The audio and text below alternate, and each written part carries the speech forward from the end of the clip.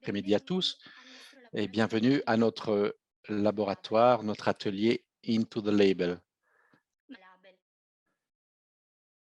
Tratta di un Il progetto s'agit d'un projet qui propose de diffuser des idées et de sensibiliser à la consommation responsable et à la démocratie économique. La consommation consciente consiste à comprendre les différents contextes dans lesquels nous vivons et à choisir notre rôle de consommateur lorsque nous faisons des achats.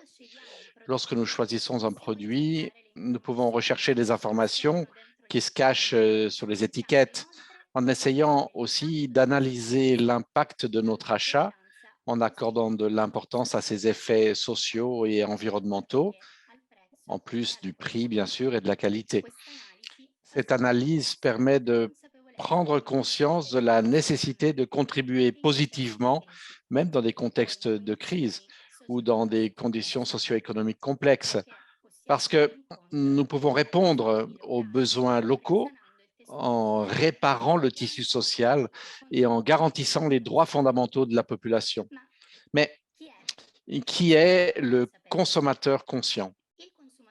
Le consommateur conscient, c'est celui qui oriente ses achats en fonction de critères environnementaux, sociaux, culturels, en tenant compte de la manière dont le produit est fabriqué, de son transport, de la durabilité environnementale et du processus de production, aussi du traitement des personnes, traitement réservé aux personnes qui contribuent à ce processus, et aussi sur l'impact sur la population qui le consomme.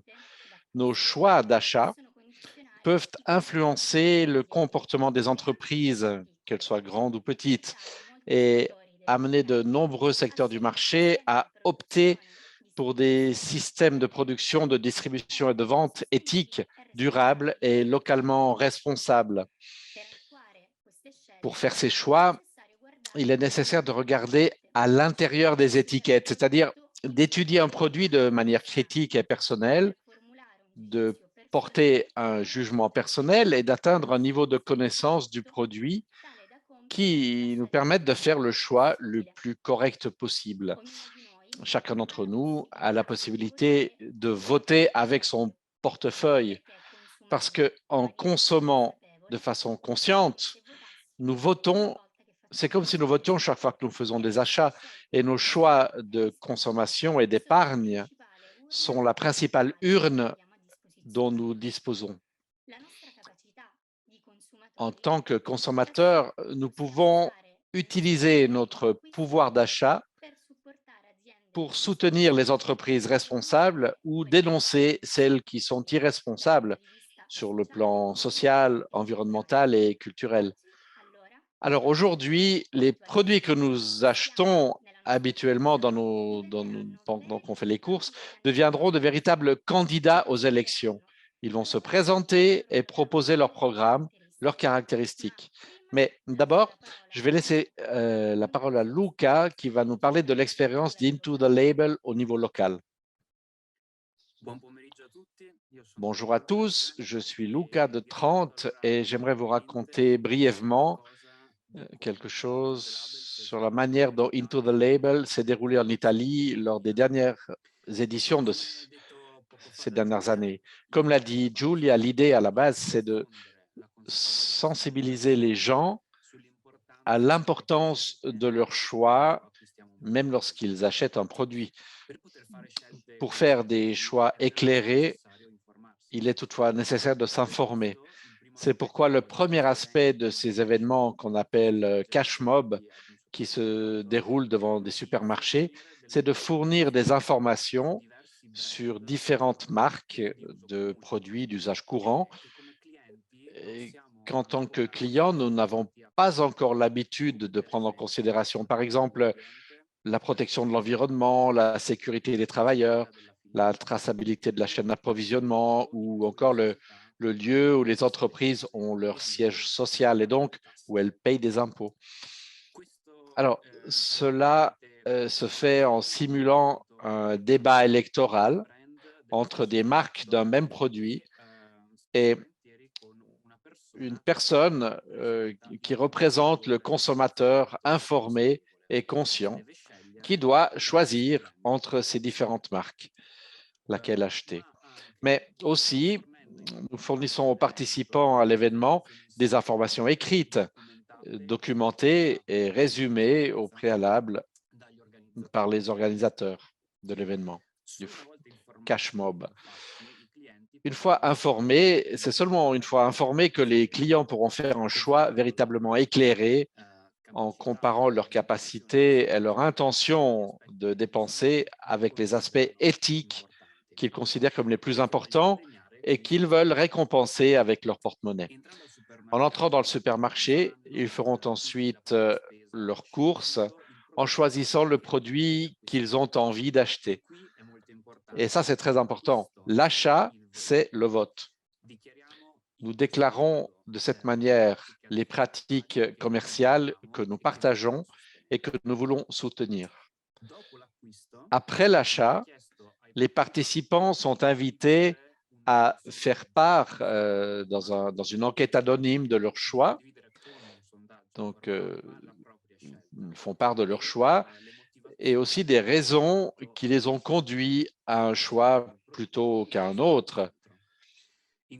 Et de cette façon, ils peuvent ensuite aussi renvoyer les résultats à la fin de l'événement. L'objectif est donc, on le répète, d'habituer de plus en plus de personnes à prendre en compte ces questions éthiques dans leur choix afin d'encourager le changement par le bas. Nous savons que les jeunes sont généralement plus réceptifs, plus sensibles à cet aspect. Et ils aident même souvent les générations plus âgées qui sont plus habituées à d'autres façons de faire aux conséquences de leurs actions. C'est pourquoi l'une des dernières éditions qui s'est déroulée justement à 30 a été préparée et réalisée en ligne avec 2 classes de lycée. Donc, on parle de jeunes âgés de 17 et 18 ans, en essayant d'impliquer les citoyens sur ces questions également pendant la période du Covid. Donc, la retransmission en direct sur YouTube et des interviews des participants, des jeunes qui ont organisé ce cash mob, et c'est encore disponible en ligne. Et si vous êtes intéressé, nous pouvons vous faire circuler les liens. L'audio, toutefois, est uniquement en italien. Une autre édition qui s'est déroulée récemment a eu lieu grâce à la collaboration de l'économie de François. Cet événement qui rassemble des jeunes du monde entier pour repenser à l'économie au-delà des limites, des frontières, comme le voulait le pape François.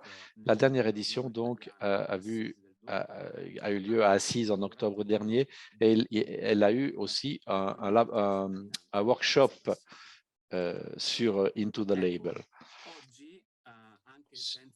Et bon, on n'a pas la possibilité aujourd'hui de se rendre tous ensemble dans le même magasin pour faire un cash mob, mais on a voulu vraiment vous apporter un exemple en mode en ligne de ce à quoi pourrait ressembler un débat électoral entre marques d'un même produit, et ce sera un produit inventé cette fois.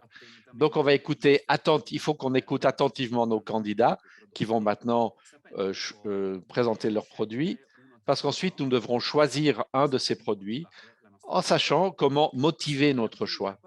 Donc, la parole aux candidats. Je vous demande une seconde à tous. On a un petit problème avec la traduction en slovène. Valeria, est-ce que tu traduis de l'italien? Est-ce que tu pourrais aller en coréen? Comme ça, on libère le canal italien pour après. Tous ceux qui écoutent en slovène devraient aller choisir la langue coréenne. On va voir si ça fonctionne. Voilà, il semble que les gens se... excusez les interruptions.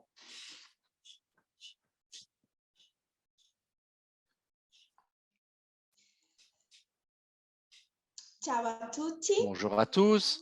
Je suis un représentant du riz Santa Barbara. Notre entreprise est symbole d'excellence. Nous avons à cœur le respect de l'environnement et notre riz est certifié et il est cultivé et vérifié conformément à la norme de la plateforme pour la culture durable du riz afin de protéger la nature et d'aider les agriculteurs. Per quanto riguarda la Pour ce qui tutela concerne dei la lavoratori, la protection nostra des azienda travailleurs, da notre sempre entreprise opera con integrità. a toujours opéré avec intégrité en respectant non seulement les lois et les règlements en vigueur, mais aussi les valeurs éthiques qui sont considérées comme indispensables par ceux dont le but ultime est d'agir toujours et dans tous les cas avec équité, honnêteté, respect de la dignité d'autrui, en l'absence de toute discrimination des personnes fondée sur le sexe, la race, la langue, les conditions personnelles, les convictions religieuses et politiques. Il y a un fort lien avec la communauté locale. Nous finançons des projets locaux où nous encourageons l'innovation, la recherche scientifique et la formation. La traçabilité de nos produits concerne la culture, la transformation et le conditionnement régionaux. Le prix de notre riz est un prix moyen dans la moyenne.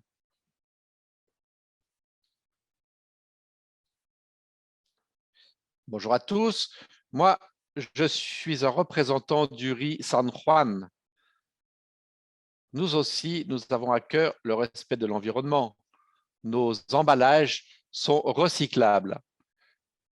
Nos emballages en carton sont fabriqués à partir de 80% de matériaux recyclés et nous réduisons également le trafic routier en rendant les charges de transport plus efficaces. Nous réduisons également le trafic routier en rendant les charges de transport plus efficaces. Oui. Nous utilisons le gaz naturel pour les trajets les plus fréquemment utilisés.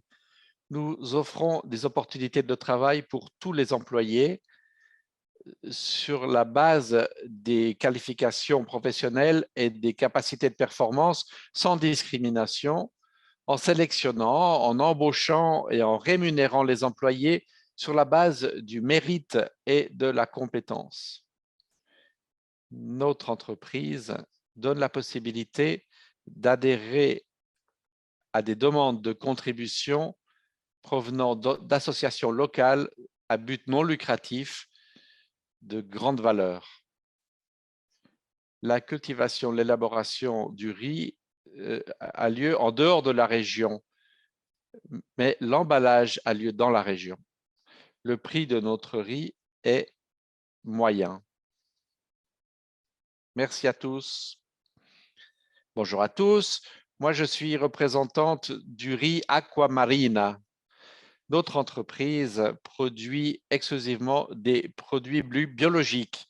La certification zéro déchet comprend le respect de bonnes pratiques telles que l'utilisation d'énergie provenant de sources renouvelables et le don des surplus alimentaires. Nous tenons très à cœur nos travailleurs et nous visons l'amélioration des compétences et le développement personnel et professionnel de ces collaborateurs afin d'assurer un haut niveau de travail en équipe et de satisfaction individuelle. Nous essayons d'avoir une relation avec la communauté locale où nous nous trouvons et aussi nos activités de sponsoring. Et nous incluons aussi des questions de recherche scientifique. Et tout est cultivé, travaillé et convectionné hors de notre région. Le prix de notre riz est élevé.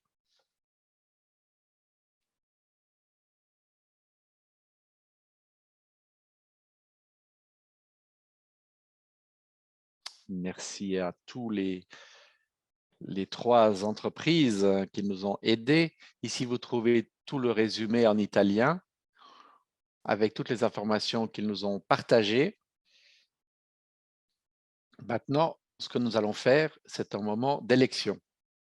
Donc, nous vous prions surtout aux personnes qui traduisent de traduire tout ce tableau aux personnes qui viennent d'arriver. Comme ça, ils savent de quoi il s'agit. Et puis, je partage dans le chat le lien où vous devez aller pour faire l'élection, pour voter. Sur quelle entreprise vous choisissez aujourd'hui. Donc, pour ceux qui viennent de nous rejoindre, donc il y a 3 entreprises qui produisent du riz, le riz Santa Barbara, San Juan et Aquamarina. Donc, respect de l'environnement, tous disent qu'ils respectent l'environnement, mais le riz Santa Barbara parle d'un certificat, il a un certificat de plateforme de riz durable, c'est un certificat international. Donc, elle nous demande de faire ce choix. Vous trouvez le lien dans le chat. Dans le chat, vous pouvez voir le lien. Vous arrivez sur une page Google Doc où vous pouvez choisir. Et la page est en anglais et en italien. Et si vous avez des questions, vous pouvez les poser aussi ici. Donc, je traduis pour ceux qui le souhaitent. Donc, le riz Santa Barbara, on a dit qu'il respecte, donc il s'engage pour la protection de la nature et le soutien aux agriculteurs. Le deuxième riz, au niveau de l'environnement, utilise des emballages recyclables. Le carton est à 80% du matériel recyclé. Et ils essayent de diminuer le trafic routier aussi. Et ils utilisent le gaz naturel pour les parcours pour les transports. Pour le troisième producteur, ils utilisent seulement des produits bio, certification zéro déchet, qui respectent les bonnes pratiques comme l'utilisation de l'énergie renouvelable et ils donnent leur surplus alimentaire. Ensuite, il y a le respect des travailleurs. Dans la deuxième colonne, vous voyez le premier riz respecte les lois, les normes en vigueur, les valeurs éthiques, l'équité, l'honnêteté, le respect de la dignité, etc. etc. Le deuxième riz est opportunité égale pour tous les employés sur la base des qualifications professionnelles et des capacités de rendement. Donc, c'est le rendement qui prime, sans discrimination. Voilà. Et la rémunération a lieu sur des critères de mérite et de compétences. Et le troisième risque, ils mettent en valeur les compétences et le développement personnel et professionnel des employés pour garantir un travail d'équipe de haut niveau et la satisfaction des individus. La traçabilité, pour le premier riz, la cultivation, la transformation et l'emballage est fait dans la région. Le deuxième riz, la cultivation a lieu hors de la région et les emballages sont produits dans la région. Et le troisième riz, cultivation, élaboration et confection, donc emballage hors de la région. Et le tableau a disparu. Voilà, ça c'était donc pour les différents critères. Et si vous vous rappelez, les 2 premiers riz avaient une gamme de prix moyenne, tandis que le troisième était à une gamme de prix élevée.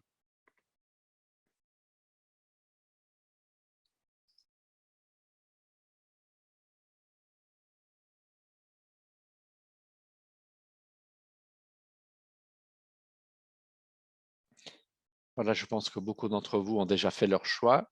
Pour ceux qui manquent, vous pouvez encore le faire plus tard. Maintenant, on veut partager les résultats avec vous. Peut-être que certains ne savent pas ce qui est écrit, donc on va voir ensemble. On va voir avec les traducteurs. Les traducteurs vont nous aider pour faire cela.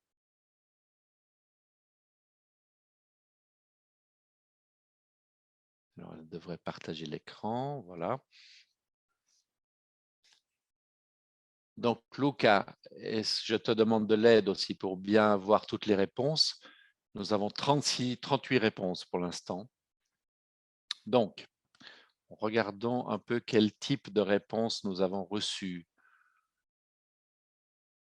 Donc, 38 réponses pour l'instant, dont La majorité provient de personnes entre 40 et 60 ans. C'est toujours intéressant de voir le groupe d'âge pour ces réponses parce que nous avons aussi différentes sensibilités sur la base des générations, comme on l'avait dit au début. D'accord, une nette majorité féminine, voilà.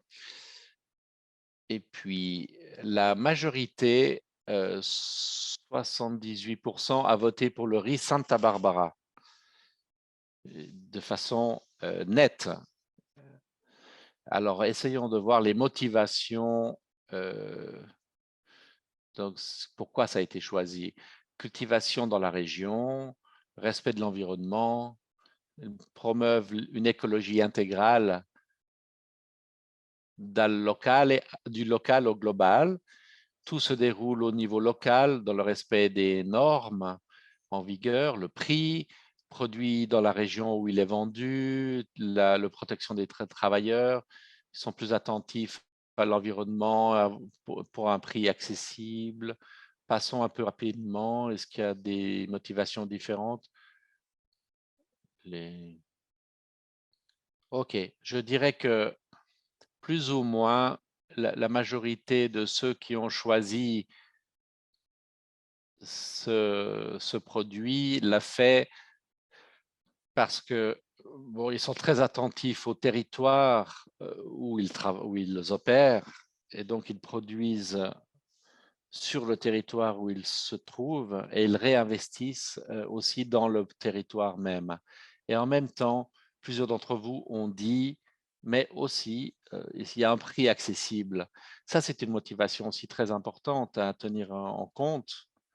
C'est l'un des aspects pour lesquels il faut toujours se rappeler d'insérer parmi les variables le prix. Parce que ça ne serait pas juste. Par exemple, une entreprise réussit à être très bonne sous les aspects éthiques, mais peut-être qu'elle a un prix très élevé et peut-être qu'elle n'est pas à la portée, ce prix n'est pas à la portée de la plupart des gens. Donc, c'est juste de se préoccuper des comportements éthiques, de promouvoir des comportements éthiques, mais en même temps, l'entreprise doit arriver à rester sur le marché, c'est-à-dire à avoir un prix à la portée des consommateurs. Donc, c'est très juste cette argumentation-là. Voilà, donc continuons. La plupart des réponses, ça vient de quel pays? Vous voyez le tableau. On a l'Argentine, l'Australie, plusieurs du Brésil, l'Italie, un peu plus de l'Italie, la Lombardie même, hein, c'est toujours l'Italie, la Slovénie, l'Espagne, le Venezuela, encore l'Italie. OK, donc je dirais, il y a clairement plus d'Italiens, certains du Brésil et de l'Amérique du Sud en général. D'accord.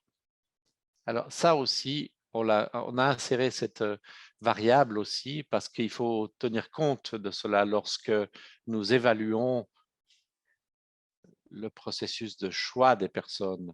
Pourquoi?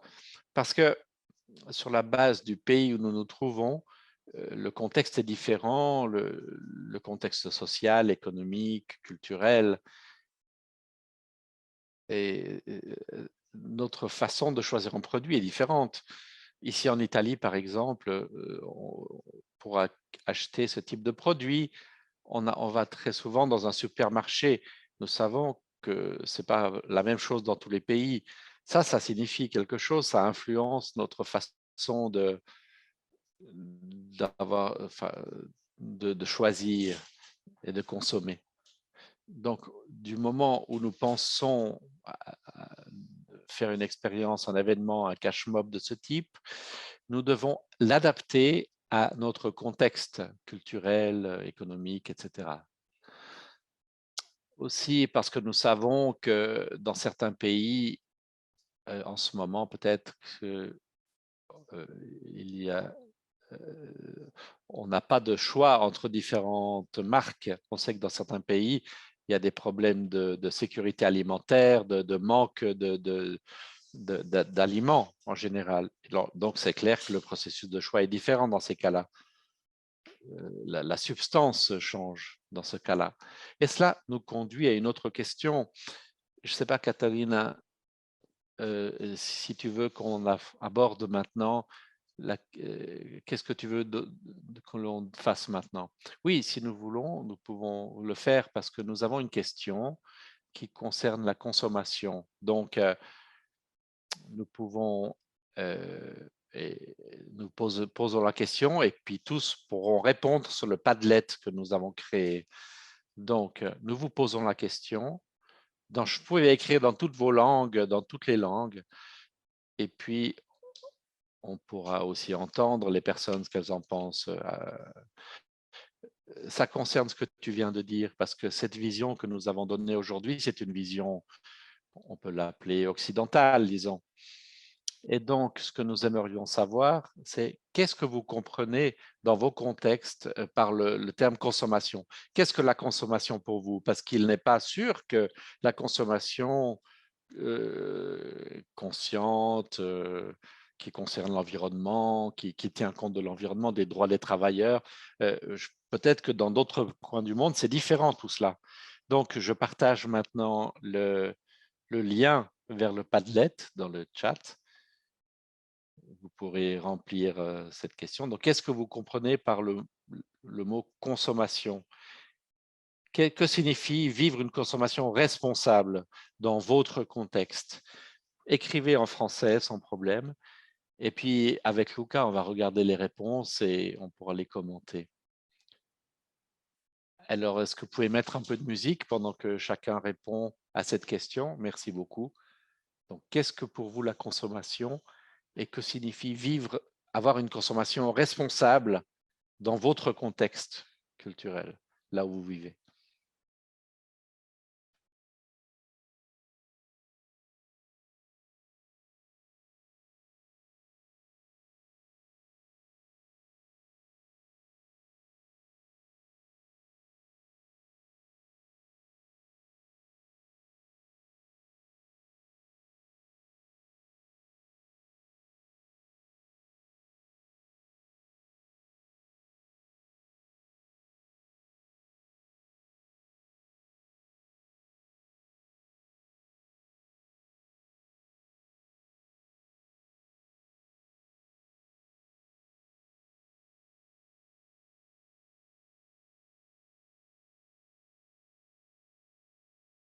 Voilà, là, ils affichent la question en italien. Donc, qu'est-ce que la consommation et que signifie vivre une consommation consciente dans votre contexte?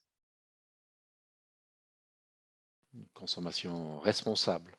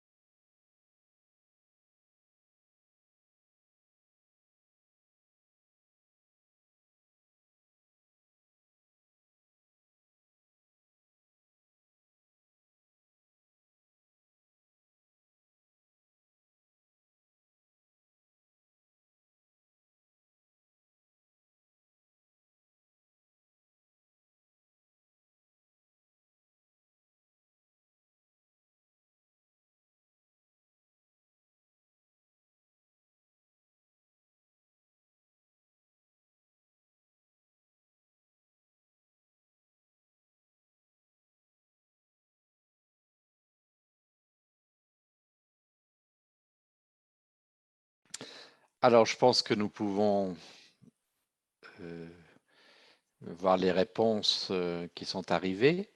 Et ceux qui souhaitent encore écrire pourront le faire. Ils peuvent le faire. Alors, voyons, Nicolas, si tu peux éteindre la musique, enlever la musique. Et je vais partager l'écran. Le voici. Julia et Luca, qu'est-ce que vous voyez? Voyons un peu. Alors, on part de l'italien. Peut-être que on y arrivera un peu plus facilement. Bon, là, certains qui ont utilisé, profité de ce Padlet pour poser des questions aussi. Par exemple, quelqu'un a demandé dans le cache mob, on simule les marques ou est-ce qu'on prend des marques réelles? Non, d'habitude, on parle de marques réelles qui existent là où on effectue, où on fait le flash mob, le cache mob. Parce que ce qui donne une réalité, disons, à l'événement, c'est le fait qu'après, ceux qui participent ne font pas comme nous le faisons aujourd'hui pour les raisons que vous pouvez comprendre, un simple choix théorique, mais dans les faits, ensuite, la personne va acheter réellement le produit. Et ça, au niveau d'expérience économique, disons, c'est important parce que de cette façon, nous affrontons de façon psychologique le choix que nous faisons et puis ensuite on dépense l'argent réellement. Donc ce discours du prix entre très fortement en jeu aussi. Et puis choisir en prenant comme paramètre la justice sociale en me faisant un avec le créé et avec les créatures. Bon, c'est très beau, mais peut-être que celui qui ou celle qui a écrit peut nous expliquer, nous écrire davantage, parce que c'est très intéressant. Après, il y a une langue que je ne comprends pas dans l'italien. Peut-être qu'il y a un traducteur qui pourra nous aider à mieux comprendre. Ça doit être le slovène, donc. Hein. Oui, mais je ne possède pas le slovène. Donc, et une autre question?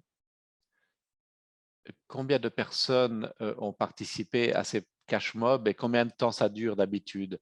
Donc, c'est une journée entière, un cash mob. La partie la plus longue, c'est le processus de préparation. Donc, la recherche d'informations concernant les différentes marques qui sont examinées. Donc, toute la partie du début, c'est un mois, non? Un mois et même plus pour préparer ce cash mob à la recherche d'informations sur les différents produits. Et puis, le cash mob lui-même est réalisé durant une journée au supermarché.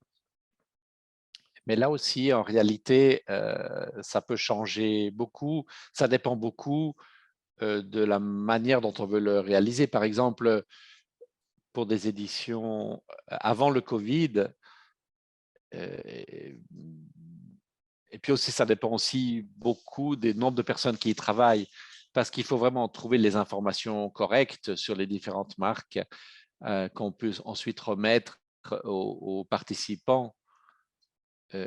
C'est bien sûr l'aspect le plus délicat. Et puis, il y a toute l'organisation du matériel, la prise les accords avec les supermarchés qui vont héberger cet événement et toute la campagne de communication pour faire connaître l'existence de cet événement. Euh, et puis, il peut arriver que la préparation dure même 3 mois s'il y a peu de gens qui s'y engagent concrètement. Et, et puis, d'habitude, ça dure une demi-journée ou une journée entière, hein, l'événement lui-même. À Assise, par exemple, nous avons travaillé à plusieurs de façon très rapide. Donc, en un mois, plus ou moins, on a réussi à organiser la chose et l'événement a duré 2 heures parce qu'on ne pouvait pas le faire davantage. Pour l'édition avec les écoles, là aussi, nous avons travaillé très longtemps pour préparer l'événement. Et l'événement disons, la possibilité où le moment où les personnes pouvaient aller au supermarché en participant, ça a duré une semaine. Donc, ça change beaucoup d'événement à événement. Bon, on n'a pas beaucoup de temps, mais ce serait intéressant de voir aussi d'autres langues, ce que nous avons, surtout parce que, comme nous vous disions, ce que nous avons fait, c'est une réalité que nous avons fait en Europe, en Italie, dans le contexte italien. Donc, c'est très différent ce qui peut se passer, ce que l'on peut comprendre aussi dans d'autres contextes, par exemple en Afrique ou en Amérique latine.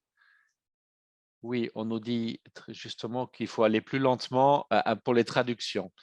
Non, voilà, nous trois. Donc, il est important surtout de comprendre que, par exemple, en Afrique ou en Amérique latine ou en Asie, on va beaucoup au marché. C'est plus souvent qu'en Europe. Et il y a des dynamiques qui sont très différentes. Et donc, on pourrait là aussi voir comment faire un type de cash mob, mais au marché, pas au supermarché, au marché. Voir les producteurs, savoir que je vais directement voir ce producteur qui a cultivé ses produits, qui a tout fait lui-même et pour nous amener ce produit, ou bien d'autres manières qui pourraient venir en évidence, ou bien comprendre ensemble dans un contexte précis où il y a une réalité de conflit. Mais qu'est-ce qu'on pourrait faire ensemble, par exemple,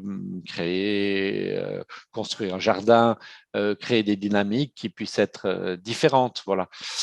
Donc, Giulia et Luca, est-ce que nous voulons lire ce que nous ont dit les autres langues? Oui, j'étais en train de lire en anglais. C'est une autre contribution importante.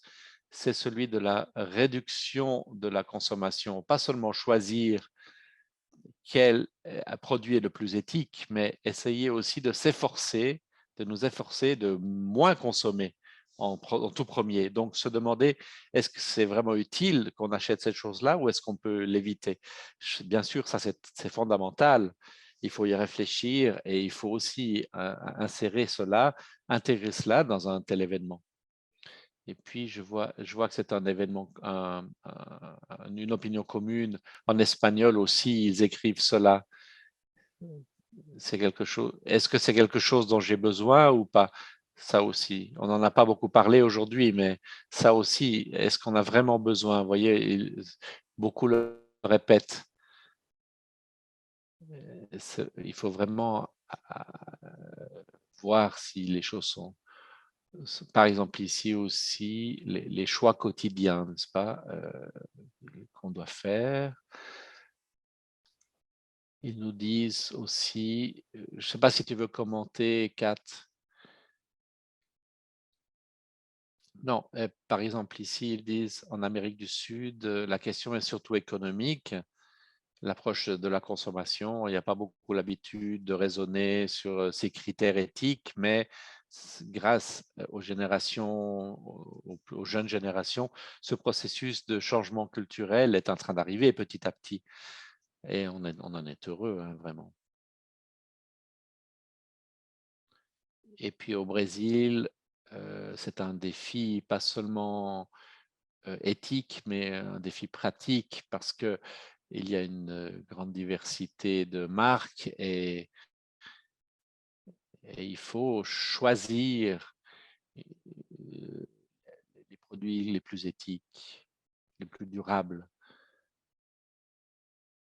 Et puis la question locale est très importante. Le local. Julia? Oui, j'étais en train de lire le français. La consommation, c'est pas seulement alimentaire, mais ça concerne aussi les habits, les habitations et ça comporte aussi l'utilisation de différentes énergies. Donc là, c'est la dépense d'énergie. Donc il faut, là aussi, émerge ce choix conscient, comme on le dit au début, faire un choix conscient. Oui, ici, entre-temps, dans le chat, Marco nous rappelle Une autre contribution utile sur la réduction, c'était les 4 R. Ce qui est les 4 R, réduire, réutiliser, recycler et réparer. Et effectivement, c'est encore avant le choix des produits, c'est une question qu'on doit toujours se poser sur la base de ces 4 R. Voilà, je pense qu'il y a beaucoup de contributions qu'on pourrait continuer à lire, mais nous aimerions surtout, et on voulait surtout faire on voulait partager ce laboratoire que nous avons fait et surtout aussi savoir ce que vous en pensez. Alors, vous pouvez faire cela, ce que vous avez vu aujourd'hui, mais vous pouvez aussi faire vos propres laboratoires, workshops, dans votre contexte. Pour nous, c'est quelque chose de très important aussi de savoir comment on vit dans les différentes réalités cette consommation, comment on vit cette consommation consciente. Et on peut accompagner vos processus si vous le souhaitez. Pour cela, vous pouvez nous écrire dans le mail. Je vais partager une nouvelle fois maintenant la diapositive où se trouvent toutes les informations. Et si vous avez des questions, nous sommes vraiment à votre disposition, aussi pour des conseils ou un accompagnement dans des projets que vous pourriez faire naître. Je vais partager avec vous un petit instant.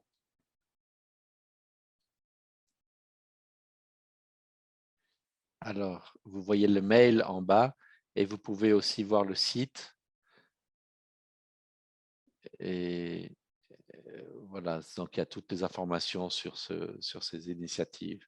Une chose que nous demandaient les organisateurs, c'est si vous écrivez à ce mail de Pathways pour demander des informations sur Into the Label, mettez très clairement dans le chat, dans le titre du mail, Into the Label. Comme ça facilite le traitement de vos mails si vous mettez le titre dans le titre Into the Label.